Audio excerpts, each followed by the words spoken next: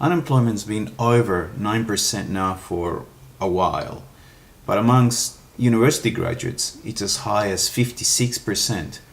What advice can you give young people looking for work?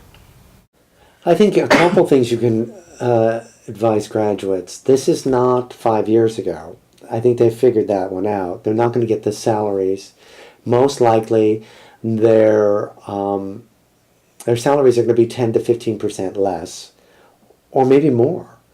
And many times people are going to say, well, we'll have you work as an intern first. And to take that job, because if they're still living at home, or mom and dad are still financing them, that works wonderful. Most people are coming from smaller families than years ago, so mom and dad have more discretionary income to help them. I think that to start as an intern and really work out whether they like the job or not, because first times, everybody knows this, first time jobs is most of these people are testing the market. Well, they don't really know what they're going to do. They say, I want to be in media. Then they get in the media and then they find out that media is, crazy and filled with difficult people, and they have to navigate through it, and it's not their skill set. They unless they're an engineer where they know they exactly want to be an engineer, they find out that it's very bureaucratic and they have to work for a large engineering firm. It's not as fun and exciting as they thought that it would be.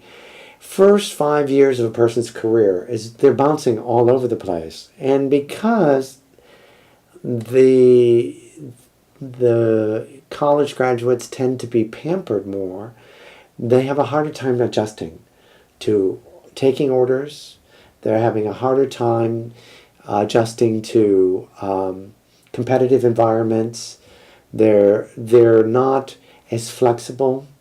They're more temperamental. I mean, I know for a fact that sometimes I would be dealing with famous universities, and I had one man who came from Princeton, and he sat in my conference room in front of all my employees, and he said, well, Mr. Ham, that the Princeton grads are the smartest in the country, and we're the best. Well, it was a very naive remark, because everybody else came from universities too, and they were furious, because he meant it. And it's kind of the delusional part of, you can't teach young people common sense, I guess. They have to find out themselves what happens to people. They need to be a little bit humble, and they need to take direction, and they need not to let their emotions just come out on the workforce. This is a big issue.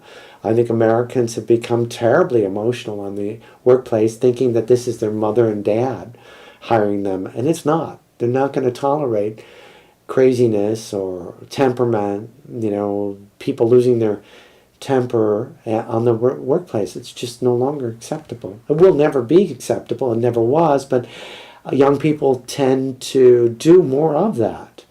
And 56% is that nobody really wants to take a lot of those liabilities on. And if they do it, they're going to do it cheaply, and they're going to do it with the right people. Those are the 44% that they're going to take a risk on. And usually those people are smart and people that are flexible.